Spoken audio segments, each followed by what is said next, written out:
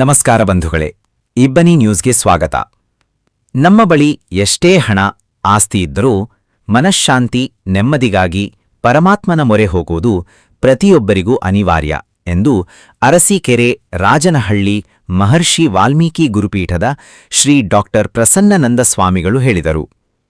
ಹರಪನಹಳ್ಳಿ ತಾಲೂಕಿನ ಬಾಲೇನಹಳ್ಳಿ ಗ್ರಾಮದಲ್ಲಿ ಆಂಜನೇಯ ಸ್ವಾಮಿ ವಿಗ್ರಹ ಪ್ರಾಣ ಪ್ರತಿಷ್ಠಾಪನೆ, ಗೋಪುರಕ್ಕೆ ಕಳಸಾರೋಹಣ ಕಾರ್ಯಕ್ರಮದ ದಿವ್ಯ ಸಾನ್ನಿಧ್ಯ ವಹಿಸಿ ಅವರು ಆಶೀರ್ವಚನ ನೀಡಿದರು.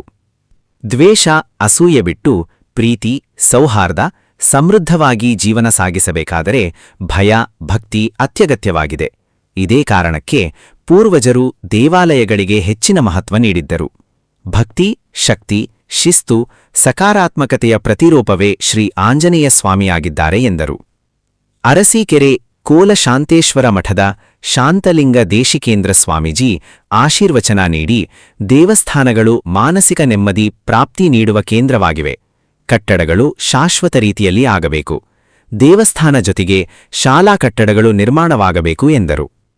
ನೀಲಗುಂದ ವೀರಕ್ತ ಮಠದ ಚನ್ನಬಸವ ಶಿವಯೋಗಿ ಸ್ವಾಮೀಜಿ ಮಾತನಾಡಿ, ಗುರು ಹಿರಿಯರ ಪ್ರೀತಿಗೆ ಪಾತ್ರರಾದರೆ ಮೋಕ್ಷ ಪ್ರಾಪ್ತಿಯೇ ಹೊರತು ಲಗ್ನ, ಮಕ್ಕಳಾಗದಿರುವುದಲ್ಲ. ದೇವರು ಮನುಷ್ಯನ ಸೃಷ್ಟಿಸಿದರೆ ಮನುಷ್ಯ ಹಣ, ಮೊಬೈಲ್ ಸೃಷ್ಟಿಸಿಕೊಂಡು ಸಂಸ್ಕಾರ ಮರೆಯುವಂತಾಗಿದೆ. ದೇವಸ್ಥಾನಗಳು ಮನುಷ್ಯನ ಬದಲಾವಣೆಗೆ ಸ್ಥಾಪಿತವಾಗಿದೆ ಎಂದರು. ಶಾಸಕ ಬಿ. ದೇವೀಂದ್ರಪ್ಪ ಮಾತನಾಡಿ, ಭಾರತ ಬಹುಧರ್ಮೀಯರ ದೇಶವಾಗಿದ್ದು ಇಲ್ಲಿನ ದೇವಸ್ಥಾನಗಳು ಕೇವಲ ಪೂಜಾ ಸ್ಥಳಗಳಲ್ಲದೆ ನ್ಯಾಯ, ಸಂಸ್ಕೃತಿ ಮತ್ತು ಸಮಾಜ ಸೇವೆಯ ಕೇಂದ್ರಗಳಾಗಿ ಕಾರ್ಯನಿರ್ವಹಿಸುತ್ತಿವೆ. ಅಧರ್ಮ ಹೆಚ್ಚಾಗಿ ಧರ್ಮ ಅಳಿವಿನಂಚಿನಲ್ಲಿದ್ದಾಗ ದುಷ್ಕರನ್ನು ಶಿಕ್ಷೆಗೆ ಒಳಪಡಿಸಿ ಧರ್ಮಸ್ಥಾಪನೆಗೆ ದೇವರು ಜನ್ಮ ತಾಳುತ್ತಾನೆ. ಹಾಗಾಗಿ ನಾವು ಧರ್ಮ ರಕ್ಷಣೆಯ ತೊಡಬೇಕು ಎಂದರು. ಶ್ರೀ ಆಂಜನೇಯ ಮೂರ್ತಿ ಪ್ರಾಣ ಪ್ರತಿಷ್ಠಾಪನೆ ಅಂಗವಾಗಿ ಅಪಾರ ಸಂಖ್ಯೆಯ ಭಕ್ತರು ಪಾಲ್ಗೊಂಡಿದ್ದರು. ಸಾಂಪ್ರದಾಯಿಕವಾಗಿ 108 ಪೂರ್ಣಕುಂಭ ಹೊತ್ತ ಮಹಿಳೆಯರು ಮೆರವಣಿಗೆಯಲ್ಲಿ ಸಾಗಿದರು. ವಿವಿಧ ವಾದ್ಯ, ಕಲಾ ತಂಡಗಳು ಉತ್ಸವಕ್ಕೆ ಮೆಲುಗು ನೀಡಿತ್ತು. ಈ ಸಂದರ್ಭದಲ್ಲಿ ಕೆಪಿ ಪಾಲಯ್ಯ, ಯರಬಳ್ಳಿ ಉಮಾಪತಿ, ಎಚ್.ಕೆ. ಹಾಲೇಶ್, ಪ್ರೌಢಶಾಲಾ ಶಿಕ್ಷಕರ ಸಂಘದ ಜಿಲ್ಲಾಧ್ಯಕ್ಷ ಮನೋಹರ, ಚೆಂಚನಪ್ಪ, ಡಿ. ಸಿದ್ದಪ್ಪ, ಕವಲಹಳ್ಳಿ ಜಗದೀಶ್, ಮಂಜುನಾಥ್, ರಾಮನಗೌಡ, ಕೆಂಚನಗೌಡ, ನೀಶಿ ರೇವಣಸಿದ್ದಪ್ಪ, ಚಿದಾನಂದಪ್ಪ, ನಟರಾಜ್, ಸುತ್ತಮುತ್ತಲಿನ ಗ್ರಾಮದ ಮುಖಂಡರು, ಗ್ರಾಮಸ್ಥರು ಹಾಜರಿದ್ದರು. ವರದಿ ಮಹೇಶ್, ಅರಸೀಕೆರೆ.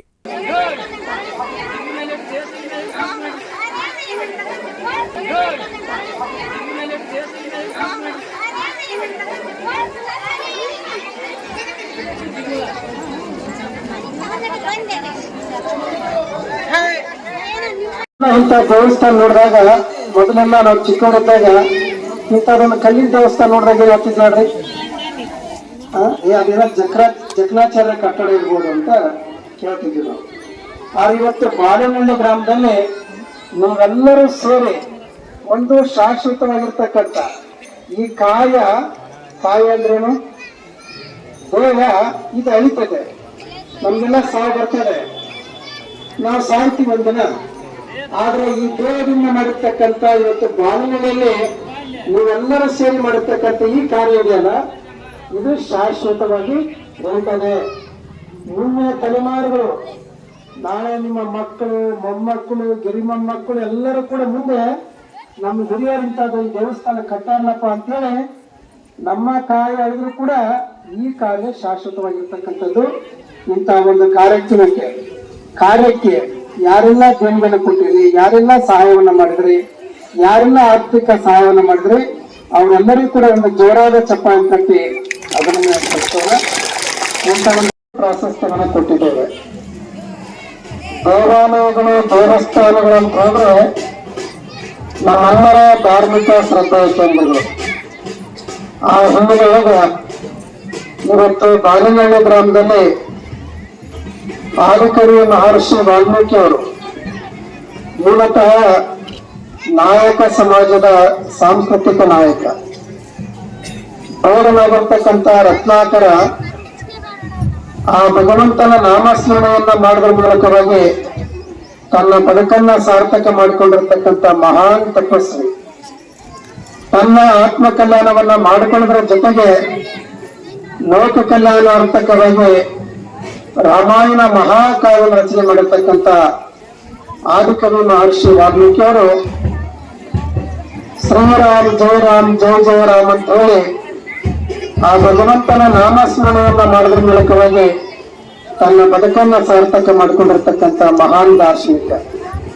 ಅದಕ್ಕೆ ಮಹಾತ್ಮರು ಹೇಳ್ತಾರೆ, ಸಂಸಾರವೆಂಬುದು ಗಾಳಿಯ ಸುಡರು ಅಂತ ಹೇಳ್ತಾರೆ. ನಮ್ಮೆಲ್ಲರ ಜೀವ ಹೇಗಪ್ಪ, ನಮ್ಮೆಲ್ಲರ ಬದುಕು ಹೇಗಪ್ಪ ಅಂದ್ರೆ ಗಾಳಿಗೆ ಬಿಟ್ಟಿದ್ದಂಗ ಅಂತ. ಈಗ ಎಲ್ಲ ಹೆಣ್ಮಕ್ಳ ಕೈಯಾಗೆ, ತಾಯಂದ್ರ ಕೈಯಾಗೆ ನೀವೆಲ್ಲ ಏನ್ ಹಿಡ್ಕೊಂಡ್ರವ, ಕಳಸ ಹಿಡ್ಕೊಂಡ್ರಿ ಎಲ್ಲರೂ. ಬಹುಧರ್ಮೀಯರ ನಾಡಿನಲ್ಲಿ ಇವತ್ತು ದೇವಸ್ಥಾನಗಳು ನಮಗೆ ಅನಿವಾರ್ಯತೆ ಆಗಿದೆ. ಇವತ್ತು ನಾವು ಎಷ್ಟೇ ದೊಡ್ಡ ತಪ್ಪನ್ನು ಮಾಡಿದರೆ ನಾವು ಕಾನೂನಿಗೆ ಎದುರೋದಿಲ್ಲ, ಬಂದೂಕಿಗೆ ಎದುರೋದಿಲ್ಲ, ಇನ್ನೇನು ನಮಗೆ ಗಲ್ಲಿಗೆ ಆಗ್ತದೆ ಅಂದ್ರೂ ನಾವು ಎದುರೋದಿಲ್ಲ. ಆದರೆ ಇವತ್ತಿನ ಕಾಲದಲ್ಲಿ ಕಾನೂನುಗಳು ಬಂದಿದ್ದಾವೆ. ಒಂದಾನೊಂದು ಕಾಲದಲ್ಲಿ ನಾವು ಸುಮಾರು 50, 75, 100 ವರ್ಷದಿಂದ ಹೋದ್ರೆ ನಮಗೆ ಕಾನೂನು ಯಾವುದಪ್ಪ ಅಂತ ಹೇಳಿದ್ರೆ, ಎಂತ ದೊಡ್ಡ ತಪ್ಪು ಮಾಡಿದ್ರೆ ಊರಿನ ಒಂದು ನ್ಯಾಯಪೀಠ ಊರಿನ ಕಟ್ಟೆ ಆಗಿತ್ತು, ನ್ಯಾಯಾಧೀಶರು ಆ ಊರಿನ ಯಜಮಾನರಾಗಿತ್ತು. ಅವರು ಯಾವ ಕೋಡ್ ಕೊಡ್ತಾ ಇದ್ರು, ಯಾವ ರೀತಿ ಶಿಕ್ಷೆ ಕೊಡ್ತಿದ್ರು ಅಂದ್ರೆ, ಅವನು ಏನೋ ಮಾಡಿದ್ರೆ ಒಪ್ಕೊಳ್ಳಿದ್ರೆ ಆ ಊರಿನ ಆರಾಧ್ಯ ದೈವ ಆಗಿರ್ತಕ್ಕಂಥ ದೇವರ ಮೇಲೆ ಆಣೆ ಮಾಡು ಅಂತ ಹೇಳಿದ್ರೆ ಅವರು ಕರಗಿ ನೀರಾಗಿ ಮಾಡಿದ ತಪ್ಪನ್ನು ಒಪ್ಕೊಳ್ತಾ ಇದ್ರು. ಒಂದು ಅಡಿಕೆల ಮೇಲೆ ತೀರ್ಮಾನ ಮಾಡಿ ಅವನು ಜೀವಿತ ಕಾಲದಲ್ಲಿ ಮತ್ತೊಮ್ಮೆ ಇಂಥ ತಪ್ಪು ಮಾಡಲ್ಲ ಅಂತೇಳಿ ಪ್ರತಿಜ್ಞೆ ಮಾಡಿ, ತಪ್ಪು ಮಾಡೋದು ಸಹಜ, ತಿದ್ದಿ ನಡೆಯೋದು ಮನುಜ ಅನ್ನೋ ರೀತಿಯಲ್ಲಿ ಅಲ್ಲಿ ಒಪ್ಕೊಂಡು ಹೋಗ್ತಾ ಇದ್ರು. ಇದು ನಮ್ಮ ಸನಾತನ ಧರ್ಮ. ನಾವು ಗ್ರಾಮೀಣ ಭಾಗದಲ್ಲಿ ನೋಡ್ಕೊಂಡು ಬರ್ತಾ ಇದ್ವಿ. ಆದರೆ ಅದರ ಪ್ರಮಾಣ ಇವತ್ತು ಸ್ವಲ್ಪ ಪ್ರಮಾಣ ಕಡಿಮೆ ಆಗಿರ್ಬೋದು. ಆದರೆ ದೇವಸ್ಥಾನದ ವಿಚಾರಗಳಲ್ಲಿ ನಾವು ಇವತ್ತ್ಯಾರು ಎಷ್ಟೇ ದೊಡ್ಡವರಾಗಿದ್ರು ದೇವರ ಮುಂದೆ ತಲೆಬಾಗಿ ನಮ್ಮ ಆತ್ಮಸಾಕ್ಷಿಗಾಗಿ ನಾನು ತಪ್ಪು ಮಾಡಿದ್ದೀನಿ ಅನ್ನಂಥದ್ದು ಹೊರಗಡೆ ತೋರಿಸ್ತಾ ಇದ್ರು, ಒಳಗಡೆ ಅವನು ನೋಡ್ಕೊಂಡು ಮನಸ್ಸಾಕ್ಷಿಗೆ ತಿದ್ಕೊಳ್ಳುವಂತ ಕೆಲಸ ಮಾಡ್ತಾನೆ. ಆ ಕಾರಣಕ್ಕೋಸ್ಕರ ಇವತ್ತು ಪ್ರತಿ ಊರಲ್ಲಿ ಅವ್ರಿಗೆ ಇಷ್ಟಾರ್ಥವಾಗಿರ್ತಕ್ಕಂಥ ದೇವಾಲಯಗಳು ನಿರ್ಮಾಣ ಆಗ್ತವೆ. ಸಣ್ಣದಿರ್ಲಿ ದೊಡ್ಡದಿರ್ಲಿ, ಅದೆಷ್ಟೇ ಕೋಟಿದಿರ್ಲಿ, ಆದರೆ ಅಲ್ಲಿರ್ತಕ್ಕಂಥದ್ದು ಒಂದೇ ದೈವ ಮತ್ತು ದೈವ ಭಕ್ತಿ. ಆ ನಿಟ್ಟಿನಲ್ಲಿ ಇಂಥ ಕೆಲಸ ಮಾಡ್ತಾ ಇದೆ. ಇಬ್ಬರು ಪರಮ ಪೂಜ್ಯರನ್ನು ಕರೆಸಿ ಇವತ್ತು ಆ ದೇವಾಲಯಗಳ ಸದುದ್ದೇಶವನ್ನ ಧರ್ಮದ ಮುಂದೆ ನಾವು ಹೇಗಿರಬೇಕು ಅನ್ನೋ ಕಾರಣಕ್ಕೋಸ್ಕರನೇ ಭಗವದ್ಗೀತೆಯಲ್ಲಿ ಶ್ರೀಕೃಷ್ಣ ಪರಮಾತ್ಮ ಬಹಳ ಅದ್ಭುತವಾದ ಮಾತನ್ನು ಆಡಿದ್ದಾನೆ. ಯದಾ ಯದಾ ಹಿ ಧರ್ಮಸ್ಯ ಗ್ಲಾನಿರ್ಭವತಿ ಭಾರತ ಅಭ್ಯುತಾತ್ಮನಾಮ ಧರ್ಮಸ್ಯ ತದಾತ್ಮಂ ಸುಜಮ್ಯಂ ಪರಿತ್ರಾಣಾಯ ಸಾಧುನಂ ವಿನಾಶಾಯ ಚತುರ್ಕೃತಂ ಧರ್ಮ ಸಂಸ್ಥಾಪನಾರ್ಥಾಯ ಸಂಭವಮಿ ಉಗಿ ಉಗಿ ಅನ್ನಂತ ಮಾತನ್ನ. ಇದರ ಅರ್ಥ ಏನ್ ಹೇಳಿದಾನೆ ಅಂತ ಹೇಳಿದ್ರೆ, ಈ ಜಗತ್ತಿನಲ್ಲಿ ಅಧರ್ಮ ಹೆಚ್ಚಾಗಿ ಧರ್ಮ ನಶಿಸಿ ಹೋಗುವಂತ ಕಾಲದಲ್ಲಿ ಒಳ್ಳೆಯವರನ್ನ ರಕ್ಷಿಸಿ ಕೆಟ್ಟವರನ್ನ ಶಿಕ್ಷಿಸುವ ಉದ್ದೇಶದಿಂದ ನಾನು ಪ್ರತಿ ಯುಗದಲ್ಲಿ ಉದ್ಭವಿಸಿ ಧರ್ಮ ಸ್ಥಾಪನೆ ಮಾಡ್ತೀನಿ ಅನ್ನಂತ ಮಾತನ್ನ ಭಗವದ್ಗೀತೆಯಲ್ಲಿ ಶ್ರೀಕೃಷ್ಣ ಪರಮಾತ್ಮ ಹೇಳಿರೋದು ತಮಗೆಲ್ಲರಿಗೂ ಗೊತ್ತೇ ಇದೆ. ಹಾಗಾಗಿ ಮನುಷ್ಯರಾದ ನಾವುಗಳು ಇವತ್ತು ನಾವು ಇರ್ತೀವಿ ಹೋಗ್ತೀವಿ, ಆದರೆ ನಾವು ಮನುಷ್ಯರಾಗಿದ್ದೀವಿ ಅನ್ನೋದಕ್ಕೆ ಹೇಗೆ ನೀರಿನ ಗುಣ ಎತ್ತರದ ಪ್ರದೇಶದಿಂದ ತಗ್ಗಿನ ಕಡೆ ಇರುತ್ತದೋ, ಮನುಷ್ಯರಾದ್ರೂ ಅಸತ್ಯದ ಕಡೆಯಿಂದ ಸತ್ಯದ ಕಡೆಗೆ ನಾವು ಹೋಗ್ಬೇಕಾಗ್ತದೆ, ಅಧರ್ಮದ ಕಡೆಯಿಂದ ಧರ್ಮದ ಕಡೆಗೆ ಹೋಗ್ಬೇಕಾಗ್ತದೆ. ಧರ್ಮ ರಕ್ಷಿತೋ ರಕ್ಷಿತ ಅನ್ನೋ ರೀತಿಯಲ್ಲಿ ನಾವೆಲ್ಲರೂ ಧರ್ಮವನ್ನ ರಕ್ಷಣೆ ಮಾಡಿದರೆ ಆ ಧರ್ಮ ನಮ್ಮನ್ನು ರಕ್ಷಣೆ ಮಾಡ್ತದೆ ಅನ್ನಂತ ಮಾತನ್ನ ನಾವು ಕೇಳಿದ್ವಿ. ಆ ನಿಟ್ಟಿನಲ್ಲಿ ಪರಮ ಪೂಜ್ಯರು ಆ ಧರ್ಮದ ತಿರುಳನ್ನ, ಧರ್ಮವನ್ನು ನಾವು ಹೇಗೆ ನಡೆಸ್ಕೊಂಡು ಹೋಗ್ಬೇಕು, ಧರ್ಮದ ಮುಂದೆ ನಾವು ಹೇಗೆ ಇರಬೇಕು ಅನ್ನೋ ನಿಟ್ಟಿನಲ್ಲಿ ಇವತ್ತು ಆಶೀರ್ವಚನವನ್ನು ಕೊಡ್ತಾರೆ. ಸಮಯದ ಅಭಾವ ಇರೋದ್ರಿಂದ ನಾವು ಹೇಳೋದಿಷ್ಟೇ, ಹನುಮನ ಪ್ರಾಣ ಶ್ರೀ ರಘುರಾಮ ಅನ್ನೋ ರೀತಿಯಲ್ಲಿ ಇವತ್ತು ಆಂಜನೇಯನ ದೇವಸ್ಥಾನ ಬಹಳ ಅದ್ಭುತವಾಗಿ ಕೋಟಿಗಟ್ಟಲೆ ಖರ್ಚು ಮಾಡಿ ಇವತ್ತು ನಿರ್ಮಾಣ ಮಾಡಿದ್ದಾರೆ. ನಾವು ಸಹ ನನ್ನ ಅನುದಾನದಲ್ಲಿ 5 ಲಕ್ಷ ರೂಪಾಯಿಯನ್ನು ಕೊಟ್ಟಿದ್ದೀವಿ. ಇನ್ನು ಮುಂದಿನ ದಿನದಲ್ಲಿ ಈ ಧರ್ಮ ಕಾರ್ಯಕ್ಕೋಸ್ಕರ ನಾನು ಕೈಲಾದ ಸಹಾಯವನ್ನು ಮಾಡ್ತೀನಿ ಅನ್ನೋ ಮಾತನ್ನು ಹೇಳಕ್ಕೆ ಬಯಸಿ, ನಿಮ್ಮ ಆಶೀರ್ವಾದದಿಂದ ನಾವು ಶಾಸಕರಾಗಿದ್ದೀವಿ.